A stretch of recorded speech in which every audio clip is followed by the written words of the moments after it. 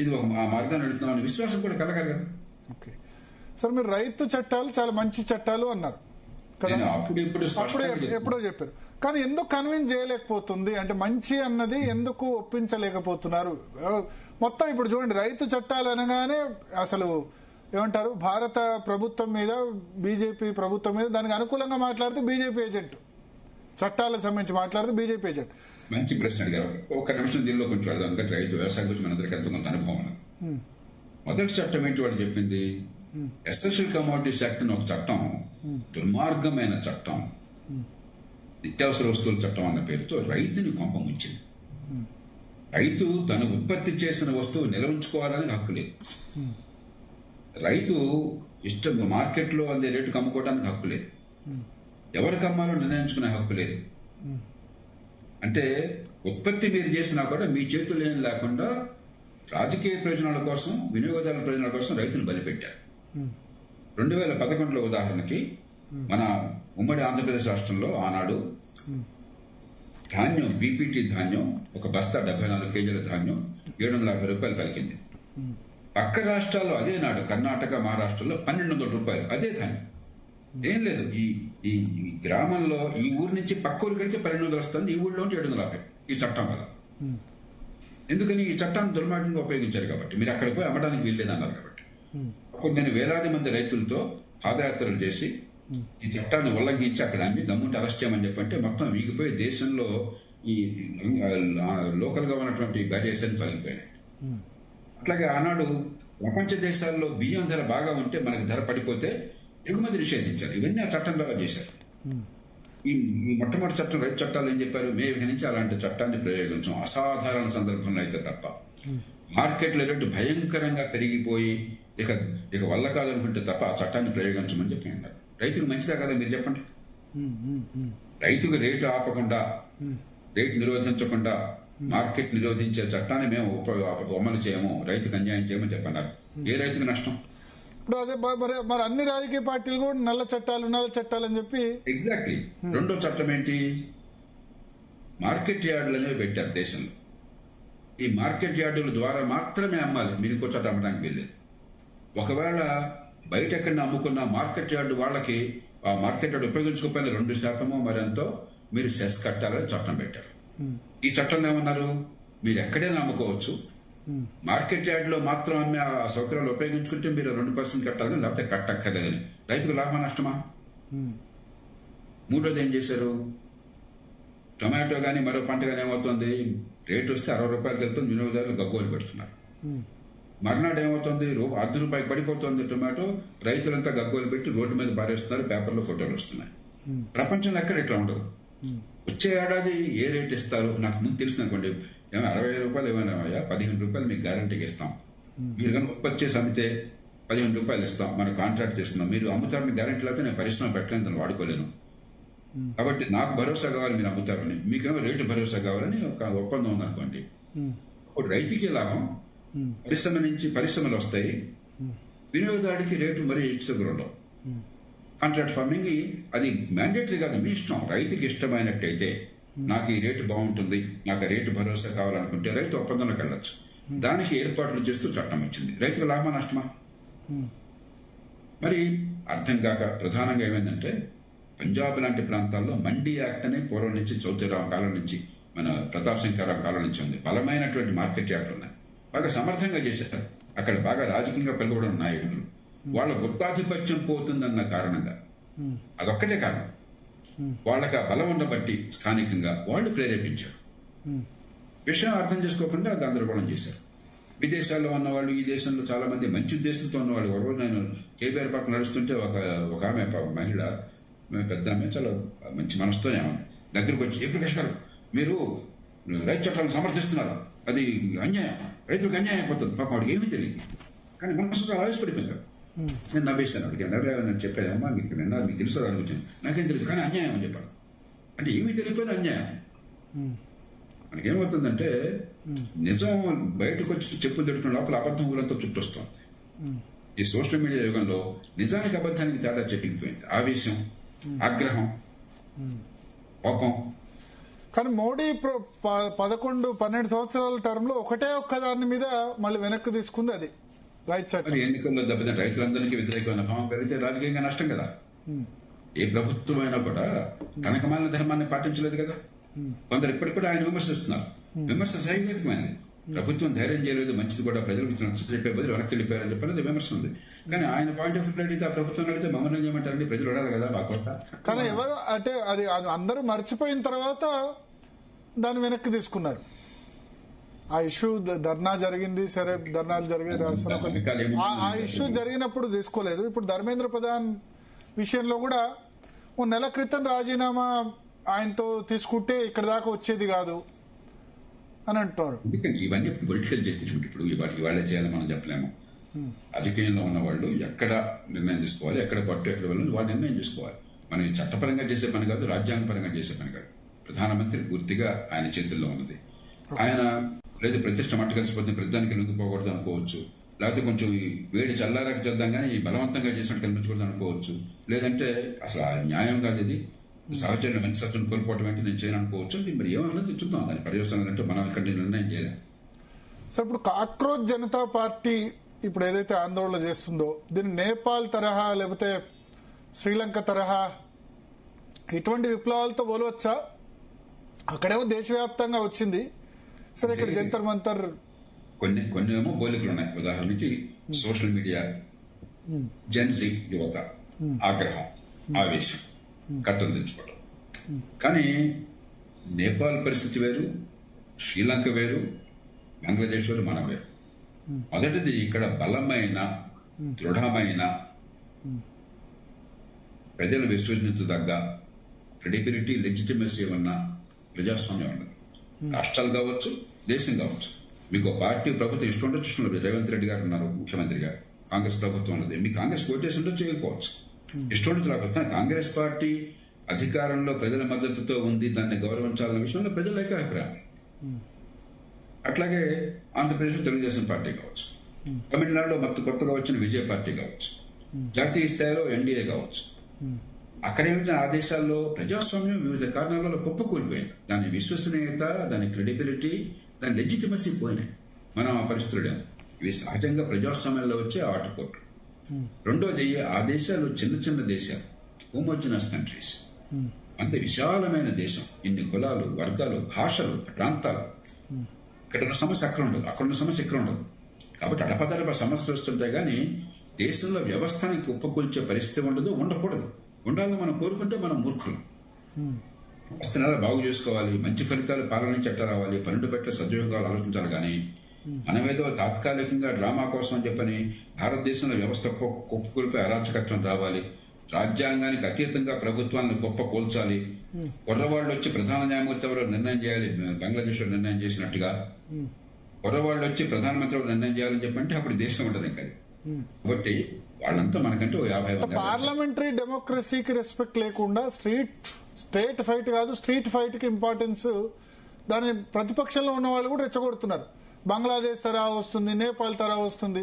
కానీ ఆ దేశాలు ఏమైపోయినాయని చూడట్లేదు కదా. బంగ్లాదేశ్, నేపాల్ ఆర్థిక పరిస్థితులు ఏమైపోయినట్లు రావడం వల్ల శ్రీలంక పరిస్థితి ఇండియాలో వస్తే నిజంగానే యూత్ ఆస్పిరేషన్ పెరుగుతుంది. బంగ్లాదేశ్ లో ఇవాళ దేశ అధ్యక్షుడు రాజీనామా చేశాడు కొద్దిసేపటి క్రితం.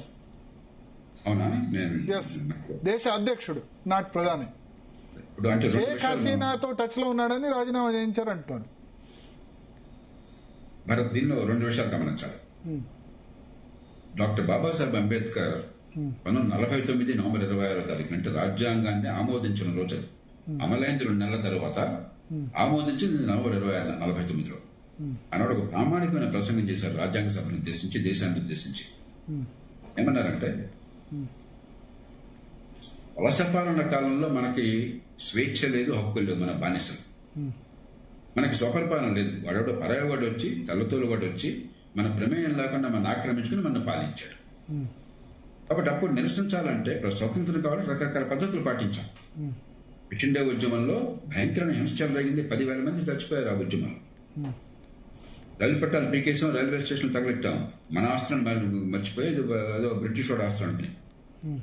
ఆనాడు సరే మంచి చూడ చెల్లింది.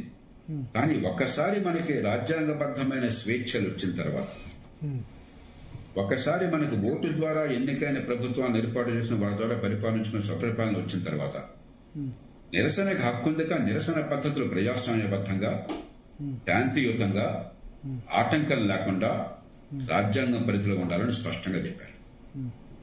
దాన్ని ఈ దేశంలో అన్ని పార్టీలు, ఈ పార్టీ ఆ పార్టీ తడలేదు, వామపక్షాలు కావచ్చు, ఇవాళ అధికారంలో జాతీయ స్థాయిలో ఉన్న బీజేపీ కావచ్చు, చాలా కాలం అధికారంలో ఉన్న కాంగ్రెస్ కావచ్చు, ప్రాంతీయ పార్టీలు కావచ్చు, అన్ని పార్టీలు ఉల్లంఘించాయి. అసలు ఏ రకమైనటువంటి అడ్డు లేకుండా విశృంఖలంగా ప్రభుత్వాన్ని ఎదిరించడం కోసం అది చాలా గొప్ప హీరోయిజం అన్నట్టుగా ఒక వాతావరణాన్ని సృష్టించినాయి. మనం దాని నుంచి బయటపడాలి, నిరసన తెలపాలి, ప్రభుత్వాన్ని నిలదీయాలి, జవాబుదారీగా చేయాలి. కానీ హింస ద్వారా కాదు, బలవంతంగా కాదు, నిషేధాజ్ఞలను ఉల్లంఘించడం వల్ల కాదు, పార్లమెంట్ మీద దండెత్తడం ద్వారా కాదు, ఎర్రకోట మీద బలవంతంగా వెళ్లి జెండాలు మార్చడంలో కాదు. ఇవన్నీ రాజ్యాంగ విరుద్ధమైన పద్ధతులు, ఆటంకం కలిగించే పద్ధతులు, శాంతియుత పద్ధతులు కాదు. ఈ దేశంలో ఇంకా స్పృహ రాల. రెండోది, ప్రజాస్వామ్యంలో పార్లమెంటు, చట్టసభలు సరైన వేదికలు. మనకు అభిప్రాయ భేదాలు సహజం ఉంటుంది. మీరు నేను మాట్లాడితే కూడా మీకు అభిప్రాయం ఉంది, నాకు అభిప్రాయం ఉంటుంది. అది అభిప్రాయ భేదం కలగానే అవితే మీరు చెప్పుకుంటాం, మనం తనుకుంటాం అంటే ఇంకా దేశం నడుస్తుందా? పార్లమెంట్ అంటే ఏమిటి? శాంతియుతంగా, హుందాగా, హేతుబద్ధంగా అభిప్రాయ భేదాలను సమన్వయం చేసేటువంటి వేదిక. ప్రజాస్వామ్యానికి ఉన్న మౌలికమైనటువంటి లక్షణం అది. మనం ఏం చేస్తాం? పార్లమెంట్ అసెంబ్లీలో అది నడవనివ్వం, అసలు జరపం. అక్కడ సభే జరగదు. ఏదో మొక్కుబడిగా బడ్జెట్ కోసమో కొన్ని చట్టాల కోసమో 180 రాజ్యాంగం చెప్తుంది కాబట్టి దానికోసం చెప్తే అసలు సభను పట్టించుకోవట్లేదు. ప్రభుత్వం వాళ్ళు సభను పట్టించుకోకపోతే ప్రతిపక్షం వాళ్ళు సభను ఉపయోగించుకోవటం లేదు. అక్కడ అరుపులు, కేకలు, పడిబాబులు, కాగితాలు చించేటాలు, వాకౌట్లు తప్ప, సభ బయట నిరసనలు, గందరగోళాలు తప్ప. సభ కదా మీకు ఉన్న వేదిక. సభలో ఎన్నుకునేది ఎందుకు? ప్రజల భావాన్ని, మీ అభిప్రాయాన్ని మీరు ప్రకటించడం కోసం, ఏకాభిప్రాయం సాధించడం కోసం. ఏకాభిప్రాయం సాధించలేకపోతే, ఒకరినొకరు ఒప్పించలేకపోతే మెజారిటీ ప్రకారం ప్రజాస్వామ్యం నిర్ణయం జరగడం కోసం. అది పూర్తిగా మర్చిపోయినాం. చాలా విచిత్రం ఇది. ప్రపంచంలో ఎక్కడ ఇలా ఒక పరిణితి చెందిన ప్రజాస్వామ్యం ఉండదు. అసెంబ్లీ గానీ, పార్లమెంట్ గానీ అత్యుత్తమ వేదిక. అందుకే అక్కడ సభ్యులకు పూర్తి హక్కులు ఉన్నాయి. వాళ్ళు ఏదైనా మాట్లాడొచ్చు. లోపల వాళ్ళు ఏం మాట్లాడినా దాని మీద కోర్టులో చర్య చేసిన అవకాశం లేదు, పోలీసులు కేసు పెట్టే అవకాశం లేదు. రాజ్యాంగబద్ధంగా హక్కు ఇచ్చారు. ఎందుకంటే ప్రజల భావాలు వ్యక్తం చేయడానికి, ప్రజల ప్రయోజనాలు కాపాడడానికి పూర్తి స్వేచ్ఛ ఉండాలని చెప్పని. ఆ స్వేచ్ఛను ఉపయోగించుకుంటే బయటకు వచ్చి మేము గందరగోళం చేస్తామంటే అట్లా ప్రతి పార్టీ. కాబట్టి ఈ రెండు ఉన్నంతకాలం మనకి గందరగోళం తప్పదు. నాయకులు అట్లా ఉంటే ప్రజలు ఇంకో రకంగా ఎట్లా ఉంటారు? నాయకుల్లో క్రమశిక్షణ వంటి బాధ్యత ఉంటుంటే ప్రజలు ఏ పార్టీ చెందినా కూడా మనం క్రమశిక్షణతో ఉంటాం. మీరే చట్టాన్ని ఉల్లంఘించి మాకు చెప్తే ఎట్లాగా? ఓకే, ఇప్పుడు జంతర్ మంతర్లో 10,000 మంది, ఆ ప్లేస్ లో 5-10,000 మంది పడతారు సార్. యాక్చువల్లీ జంతర్ మంతర్ ఢిల్లీ చూసిన వాళ్ళకి చాలా మందికి అవగాహన ఉంటుంది. 10,000-15,000కు మించి పట్టరు. ఎందుకంటే నేను అన్నా హజారే మొదటి రోజే దీక్ష చేసినప్పుడు ఆయన పక్కనే ఉండి రాత్రి 9 గంటల బులెటిన్ లైవ్ ఇచ్చాను. తర్వాత 3వ రోజుకి చాలా పెరిగిపోయింది. 50 మంది థర్డ్ రోజు నుంచి పెరిగారు. మొత్తం జంతర్ మంతర్లు ఎంత చూసినా 10,000-15,000కు మించదు.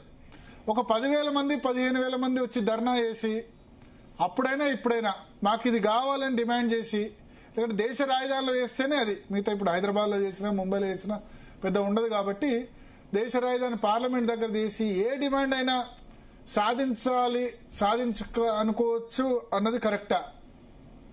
మీ ప్రశ్నలోని సమాధానం ఉంది భరత్. ఆ రకంగా అయితే అరాచకత్వం వస్తుంది దేశంలో. మీరు ఒక మాట చెప్తారు, నేను ఒక మాట చెప్తాను. మీ గొంతు ఎక్కువ ఉంటే మీ మాట చెల్లి, నా గొంతు ఎక్కువ నా మాట చెల్లి, నా దగ్గర పెద్ద ఆయుధం ఉంటే నా మాట చెల్లి. ఇది ప్రజాస్వామ్యం, రాజ్యాంగం ఎందుకు పెట్టాం? మనం రూల్స్ అది గేమ్ పెట్టాం. అభిప్రాయ భేదాలను సమన్వయం చేయడం కోసం కొన్ని పద్ధతుల్ని పెట్టాం రాజ్యాంగంలో. చాలా ఎందుకు ఇంత పొడిగైన రాజ్యాంగాన్ని ఇన్ని 100 పేజీలు ఎందుకు రాసుకున్నాం ఇన్ని అధికరణాలు? మన అభిప్రాయ భేదాలని ప్రజా సంక్షేమం కోసం సమన్వయం చేయటం ఎట్లా, ఏకాభిప్రాయం సాధించడం ఎట్లా, ఏకాభిప్రాయం లేకపోతే శాంతియుతంగా అందరూ అంగీకరించేట్టు నిర్ణయాలు తీసుకోవటం ఎట్లా, ఒకవేళ నిర్ణయం నచ్చకపోతే వచ్చే ఎన్నికల్లో వాళ్ళు ఓడించడం ఎట్లా, ఇదంతా పెట్టాం మనం. దాన్ని మనం గౌరవించకపోతే ప్రజాస్వామ్యం గురించి, స్వేచ్ఛ గురించి మాట్లాడే అర్హత మనకు లేదు.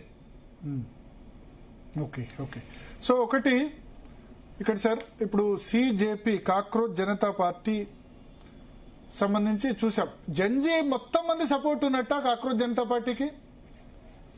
నిజంగా జంజీ వ్యతిరేకంగా ఉంటే అంటే నాకేంటంటే ఒక 4 రాష్ట్రాల ఎన్నికలు మొన్నే జరిగాయి. వెస్ట్ బెంగాల్, అక్కడే యూత్ ఉన్నారు కదా, అక్కడ 18 సంవత్సరాలు దాటిన వాళ్ళు ఉన్నారు. వెస్ట్ బెంగాల్ తర్వాత రాష్ట్రాల్లో మరి భారతీయ జనతా పార్టీ మద్దతు కనబడ్డది. ఈ 2 నెలల్లో ఆ తర్వాత నీట్ ఎగ్జామ్ లీక్ అయింది. ఇంతలోనే వ్యతిరేకత వచ్చినట్ట. ఎందుకంటే ఇప్పుడు ఈ ఉద్యమంలో వేరే శక్తులు ప్రవేశించాయి అని అనేవాళ్ళు కూడా ఉన్నారు. మనం 2 వాదనల్ని తిరస్కరించాలి.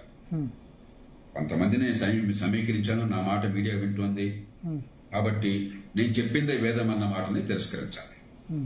ఉదాహరణకి మన్మోహన్ సింగ్ గారితో నేను చాలా స్పష్టంగా 2011లో చెప్పాను. ఏమంటే ఉప్పాల్ బిల్ కావాలని కోరారు, నేను కూడా కోరాను, గట్టిగా వాదించాను, జనం చుట్టూ తిరిగాను, ప్రజలు సమీకరించాను. అలాంటి చట్టం కావాలి.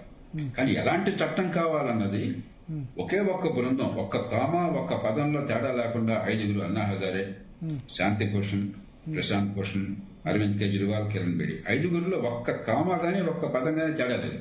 ఈ 5 జాతీయ కమిటీ పెట్టాక మీకు ఎవరు ఇచ్చాడు? వీళ్ళు జాతీయ కమిటీ ఎట్లా అవుతారు? ఈ దేశంలో మహామహులు ఉన్నారు. సుప్రీంకోర్టు ప్రధాన న్యాయమూర్తులు నిజాయితీకి పేరొందిన వాళ్ళు ఉన్నారు. చీఫ్ విజిలెన్స్ కమిషనర్గా చేసిన వాళ్ళు ఉన్నారు. చీఫ్ ఎలక్షన్ కమిషనర్గా చేసిన వాళ్ళు ఉన్నారు. ప్రజాజీవనంలో అత్యున్నత ప్రమాణాలు పాటించిన వాళ్ళు ఉన్నారు. వాళ్ళందరితో కూర్చోబెడితే మీకు ఒక జాతీయ సలహా వచ్చేది. వాళ్ళు మల్లాగుల్లాలు పడేవాళ్ళు, కానీ దానిలో బోర్డు ఉంటాయి. ఒకటి చేస్తే లాభం ఏంటి, నష్టం ఏంటి, చివరికి ఒక నమూనా మీ దగ్గరికి వచ్చేది. మీరు తప్పు చేశారని చెప్పానికి.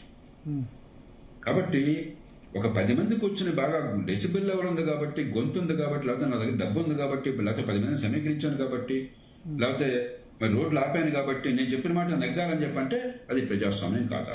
దానిలో ఏమాత్రం మాట్లాడదు. అట్లాగే ప్రభుత్వాలు కూడా మేము నెగ్గాము ఎన్నికల్లో కాబట్టి మా మాట వేదవాకు, నువ్వు చెప్పింది నేను వినక్కర్లేదు అంటే తప్పది. కొన్ని విషయాల్లో నరేంద్ర మోడీ చాలా మొండిగా ఉన్నారు. మణిపూర్ విషయంలో ఒక్కసారి కూడా విజిట్ చేయలేదు. తర్వాత ఈ విషయం కూడా, ఈ నీట్ సంబంధించి కూడా. తర్వాత హర్యానాలో రెజ్లింగ్ ఫెడరేషన్ అధ్యక్షుడు, జాతీయ అధ్యక్షుడు బ్రిజ్ భూషణ్ ను ఆయన తప్పించాలి అన్నా సరే భారతీయ జనతా పార్టీ వినలేదు. దానివల్ల హర్యానాలో పార్లమెంట్ లో ఫలితం చూసింది, కానీ మళ్ళీ అసెంబ్లీలో గెలిచారు.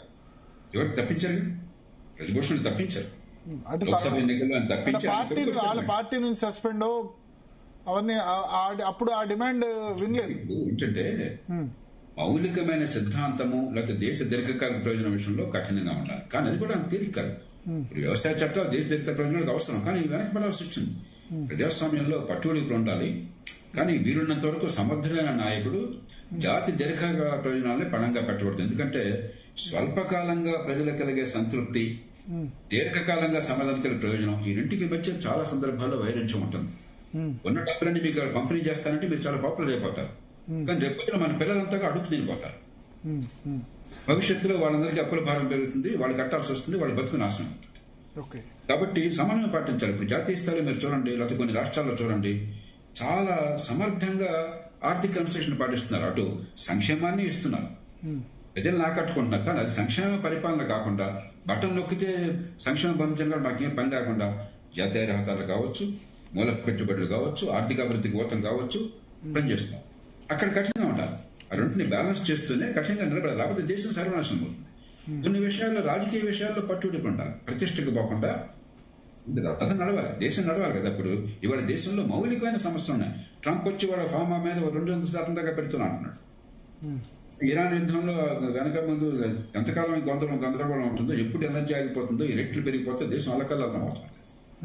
ఎన్నో సమస్యలు ఉన్నాయి. ఈ సమస్యల మధ్య ఇలాంటి గృహ చిత్రాన్ని మనం పెరగనివ్వకూడదు, ప్రతిష్ట పోకూడదు. తొందరగా దీన్ని సమస్య చేసి దీర్ఘకాలిక సమస్యల పరిష్కారంలోకి వెళ్ళి విద్యలోనే అసలు విద్య అధ్వానంగా ఉంది. ఇవన్నీ పైపైన సమస్యలు, ఇవన్నీ కూడా లోపల భయంకరమైన క్యాన్సర్. అంటే బయట ఒక చిన్న పుండు చూసి మనం దానికి బ్యాండేడ్ వేయాలన్నా మలాం పోయాలన్నా అనుకుంటున్నాం. మీ పరీక్షలు కావచ్చు, నీట్ పరీక్షలు కావచ్చు, మరొకటి, ఇవన్నీ కూడా బ్యాండేడ్లు, మలాం. నిజమైన సమస్య విద్యలో ప్రమాణాలు భయంకరంగా క్షీణించిపోయినాయి.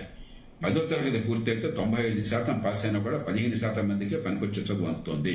మిగతా వాళ్ళకి వాళ్ళు ఏ పాపం లేకుండా, ఏ తప్పు లేకుండా అసలు విద్య అందట్లేదు, పునాదులు లేవు. ఆ తర్వాత ఏ అంశం పెడితే ఏంటి, ఈ నీట్ పెడితే ఏంటి. ఇంజనీరింగ్కి పోతే 14 లక్షల మంది ఇంజనీరింగ్ కాలేజీకి పోతే 2 లక్షల మంది పనికొచ్చేవాళ్ళు తయారవుతున్నారు. మిగతా వాళ్ళకి డిగ్రీ వస్తుంది, ఎందుకు పనికిరాదు. ఎన్నో సందర్భాల్లో సర్వేలు చూసాం. నైపుణ్యం లేదు. రెండోది ఉపాధి పెరగటంలా, ఆర్థికాభివృద్ధి జరిగినా కూడా ఉపాధి అనుకున్నంత పెరగట్లా. మౌలికమైన సమస్యలు ఉన్నాయి. అసలు లోపల సమస్య అది ఆ క్యాన్సర్. ఇవన్నీ పైపైన ఇదే సమస్య అనుకుంటే చాలా పొరపాటు చేస్తున్నాడు. ఇప్పుడు ఈ ఉద్యమంలో కొంత సంఘ విద్రోహ శక్తులు, దేశ వ్యతిరేక శక్తులు ఉన్నాయి అన్న వాదంతో ఏకీభవిస్తారా, ఏకీభవించారు మీరు? నేను దాన్ని పెద్దగా పట్టించుకోను. ఎందుకంటే ఊళ్ళో జాతర జరిగితే కూడా 100 మంది మంచివాడి భక్తులు ఉన్నట్టు ఒకటి దొంగలు ఉండొచ్చు. ఆ కారణంగా జాతర వచ్చామంత దొంగలు అవుతారా? మనకి నిజమైన సమస్య ఉన్నది. సమాజంలో కీలకమైన సమస్యకు, సంక్షోభానికో యువత అర్థం పడుతున్నారు. ఆర్తి ఉన్నది. దాన్ని పరిష్కరించుకుందాం కానీ వాళ్ళని బదనం చేద్దాము, వాళ్ళ ప్రతిష్ఠితులు జరుగుదాం అనేది పరిష్కారానికి దారితీయదు. ఓకే. సో ఇప్పుడు సిజేపీ సంబంధించి వాళ్ళ నెక్స్ట్ పొలిటికల్ గా కూడా మూవ్ కావచ్చు. జంజీ దానికి ఒక స్పేస్ ఉందా? జంజీ దాన్ని ట్రెడిషనల్ రాజకీయ పార్టీలు పట్టించుకోవట్లేదా? కాంగ్రెస్, బీజేపీ ఇవన్నీ కూడా వాళ్ళ ఆకాంక్షలు నెరవేర్చట్లేదా? ఇది మన దేశంలోనే కాదు, ప్రపంచం అంతా మీరు చూసినట్టయితే జెన్జీ సోషల్ మీడియాలో ఉన్న ఆవేశం కార్యాచరణలో పెద్ద కనిపించదు. ఓటింగ్కి వెళ్ళదు. మీరు రాజకీయ పార్టీలు ఒకటి పట్టించుకుంటే మీ ఓటు ఖాయంగా వేస్తే. రెండోది, జెన్జీ కొంచెం వాలటిలిటీ ఎక్కువ. అంటే ఉద్రేకపూరితంగా పెద్దగా లోతుగా ఆలోచించకుండా ఆవేశపూరితంగా ఓటేస్తారు. అందుకని 18 ఏళ్లకి ప్రపంచం అంతా 21 నుంచి 18 గడిపోయింది ఓటింగ్. కానీ చాలా దేశాల్లో దానివల్ల రాజకీయ స్థితి పెరిగిపోయిందని కొంతమంది సందేహం వ్యక్తపరుస్తున్నారు. ఎందుకంటే చిన్న వయసులో నిర్ణయాల ప్రభావం ఏంటి? ఇవాళ కోపంతోనో ఆవేశంతోనో ఓటేస్తే రేపొద్దున ఏం జరుగుతుంది, 5 ఏళ్లకి ఏం జరుగుతుందంత ఆలోచించేటువంటి మరి ఓటర్కి ఆ వివేచన లేకపోతే మన వేళతో మనం కడుపరుచుకుంటాం.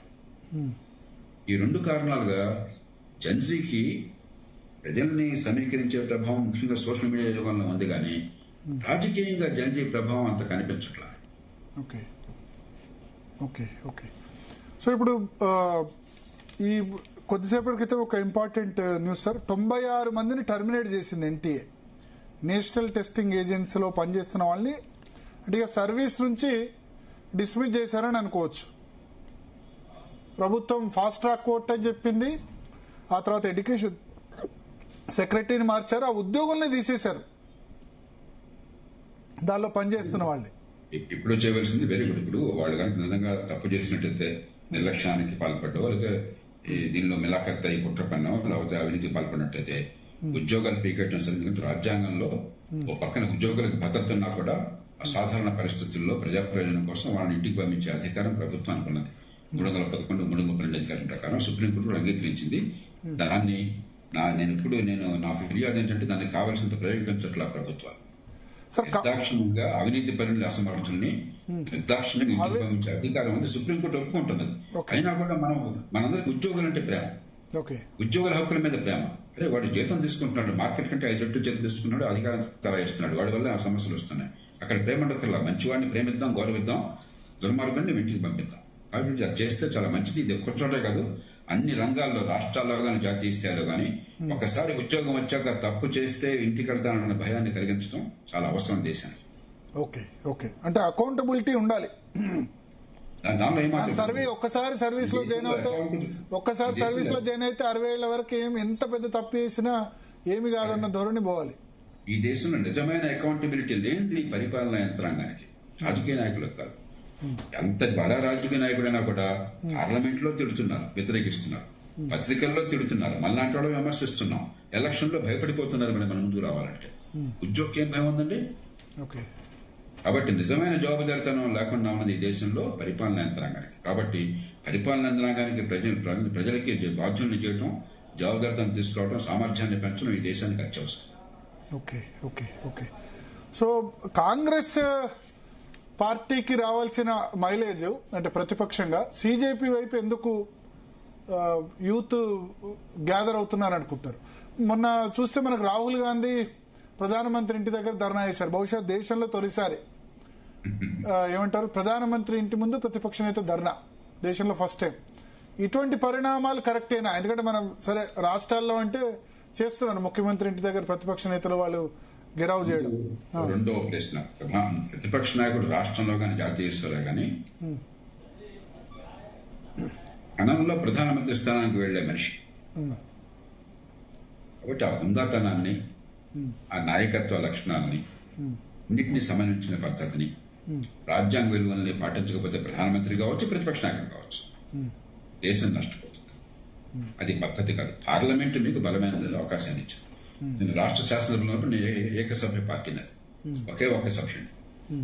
నేను ఏనాడు కూడా మీరు చూడండి ఎప్పుడైనా సరే వాకౌట్ చేయలేదు, కాగితాలు చంపలేదు, స్పీకర్ ఆజ్ఞను ధిక్కరించలేదు, అనుచితంగా మాట్లాడలేదు. అందరికంటే ఎక్కువ సమయం వచ్చింది ముఖ్యమంత్రి గారు, ప్రతిపక్ష నాయకుడి తర్వాత నాకు వచ్చింది. సభ అంతా కోరింది. అందరికంటే ప్రభావశీలంగా ప్రజల గళం వినిపించే అవకాశం, ఆ భావాలు వ్యక్తం చేసే అవకాశం, మార్పులు సృష్టించే అవకాశం నాకు దక్కింది. అదే పద్ధతి ఎన్నికైన వాళ్ళు చేయవలసింది. లేకపోతే రాష్ట్రాలు అక్కడంతా గందరగోళం చేసి అరిచి కేకలు పెట్టి పడవలు పెట్టి చరిచి వాకౌట్ చేసి ఏమి లేకుండా ఉంటేనా? అదే అసలు ఎందుకు ప్రజలు అనుకున్నారు? ప్రజల వాణిని వినిపించి ప్రజల్ని అక్కడ సభలో ఉన్న ప్రభుత్వం ఇంత వాళ్ళ జంతర్ మంతర్ ఇక్కడ రాహుల్ గాంధీ ఉద్దేశం ఏంటంటే ప్రభుత్వం ఎంత చేసినా వినట్లేదు కాబట్టి ఎక్స్ట్రీమ్ చర్యకు పోవాల్సి వచ్చింది. ప్రధానమంత్రి ఇంటి ముందు ఏమంటే పార్లమెంట్ లో ఒకప్పుడు బీజేపీకి ఇద్దరు సభ్యులు ఉండేవారు. 1984 ఎన్నికల్లో ఇందిరాగాంధీ గారి మరణానంతరం ఎవరికి వాజ్పేయి గారు ఓడిపోయినారు. అప్పుడు ప్రాంతీయ పార్టీ అనే తెలుగుదేశం పార్టీ వారు అక్కడ సమర్థంగా వినిపించారు వారి గళ. అట్లాగే ఎన్నో సందర్భాల్లో సంఖ్యాబలం లేకున్నా కూడా మీకు మీ వాణిలో బలం అన్నట్టయితే, మీ వాదనలో బలం అన్నట్టయితే దేశము, సభ కూడా మిమ్మల్ని గౌరవిస్తాయి.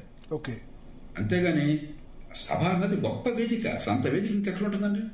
సభలో చర్చ జరిగినప్పుడు ఎంత హుందాగా జరిగింది. 2 సందర్భాల్లో జరిగింది గత 20 ఏళ్లలో. లోక్పాల్ బిల్లు మీద బ్రహ్మాండమైన చర్చ జరిగింది. ఒకసారి చూడండి రికార్డ్స్. బ్రహ్మాండమైన చర్చ జరిగింది. జిఎస్టీ బ్రహ్మాండమైన చర్చ జరిగింది. అసలు దాన్ని పర్మిట్ చేస్తే కదా. సభలో చర్చ జరగకుండా ఉండటమే పార్టీల నాయకత్వంగా కనిపిస్తోంది. పార్టీ నాయకులు గొడవ చేయి, చర్చ జరగకుండా చేయి, సభ ఆపేసేయి, సభలో కేకలు పడబోబులు చేయి, వాడిని ఎవరిని మాట్లాడనివ్వకు. ఇది మనం ఇచ్చే డైరెక్షన్స్. కాబట్టి చర్చ ద్వారా ప్రజలకు న్యాయం జరుగుతుంది. చర్చ ద్వారా నిర్మాణాత్మక పరిష్కారం వస్తుంది. ప్రభుత్వాన్ని నిలవరించు తప్ప అడుపులు కేకల ప్రభావం ద్వారా కాదు. రెండవది, ఎందుకని కాంగ్రెస్ పార్టీ స్థానాన్ని కొంత కోల్పోయింది అంటే, ఈ దేశంలో కొన్ని మంచి జరుగుతున్నాయి. మౌలిక సదుపాయాల కల్పన, ఆర్థిక క్రమశిక్షణ, ఆర్థిక అభివృద్ధి కోసం కొన్ని ఏర్పాట్లు, సంతోషం. కానీ జరగనివి చాలా ఉన్నాయి. సామాన్యుడికి ఫలితాలను సమర్థంగా అందించేటువంటి అభివృద్ధి ఫలాలు రావటం లేదు. ఇంక్లూజివ్ గ్రోత్ రావటం లేదు. విద్యను గురించి చెప్పాను, నైపుణ్యం లేకుండా ఉంది. ఉపాధి కల్పన లేనటువంటి ఆర్థిక అభివృద్ధి జరుగుతుంది.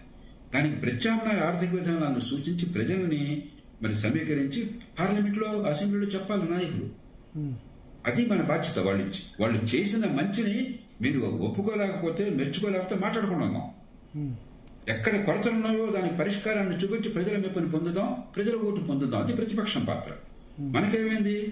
ప్రభుత్వంలో ఉన్నవాడు ఏం చేసినా సరే నేను నో అంటాను, నేను ప్రత్యామ్నాయం చెప్పను. వాడి కొరతలు నాకు అనవసరం. దాన్ని ప్రత్యామ్నాయ ఎజెండా నేను తీసుకున్నాను. వాడిని తిట్టడమే నా లక్ష్యం. వాడు సూర్యుడు తూర్పును ఉదయించాలంటే నేను కాదు పశ్చిమాన్ని అంటాను. సూర్యుడు పశ్చిమాన్ని అస్తమిస్తున్నాడంటే కాదు తూర్పుని అంటాను. నేను తెడ్డమంటే తెడ్డమంటాను. ఇది ఈ పార్టీ ఆ పార్టీ కదా, అన్ని పార్టీలు అట్టాగా ఉన్నాయి. జాతీయ స్థాయిలో, రాష్ట్రాల్లో. ఇది ప్రజాస్వామ్యానికి. అందుకని ప్రజాస్వామ్యం మనకి ఎన్నికల్లో కోలాహలంగా ఓటు వేయటము, ఎన్నికైన తర్వాత నిరసన ప్రదర్శనలు చేసి రాస్తారోకోలు చేయడానికి పరిమితమైంది. సార్, పరిణితి పెరగాలి. మోడీ ప్రభుత్వ పతనానికి ఇది ఒక తొలిమెట్టు అనేవాళ్ళు ఉన్నారు. దాంతో ఏకీభవిస్తారా? నాకు రాజకీయ విశ్లేషణ తెలియదు. నేను ఎప్పుడు చెప్పినా కూడా ఎన్నికల్లో వీళ్ళు గెలుస్తారంటే వాడు ఓడిపోయారు, ఇంకోటి గెలుస్తారంటే వాడు లేదు. కాబట్టి అది నాకు తెలియదు. అంత తెలివితేటలు నాకు లేదు. ఎందుకంటే ఈ దేశంలో దేశ ప్రయోజనాలు జరగాల్సిన పనులు వేరు, ఎన్నికల్లో స్థానిక పరిస్థితిని బట్టి ఓట్లు పడే తీరు వేరు. అన్ని సందర్భాల్లో మన అంచనా వేరు.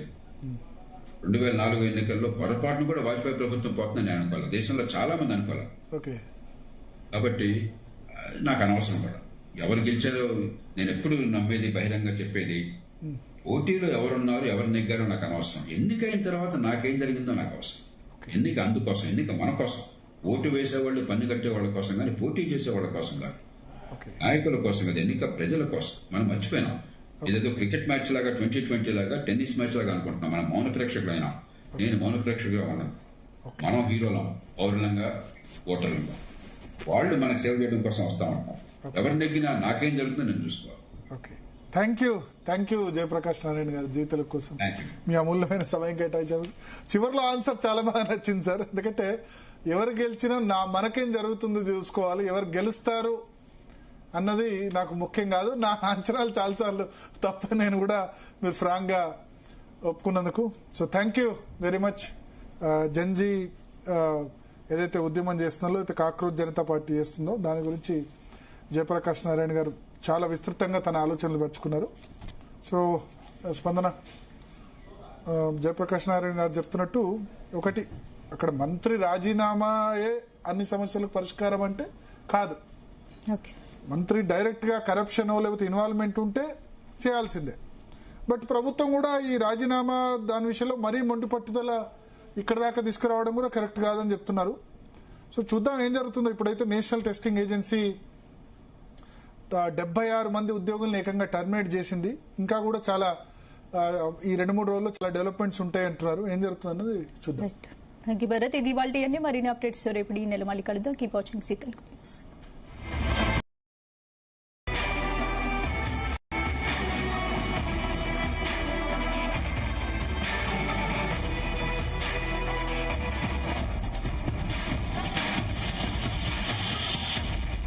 నమస్తే, welcome to DNA with Bharat.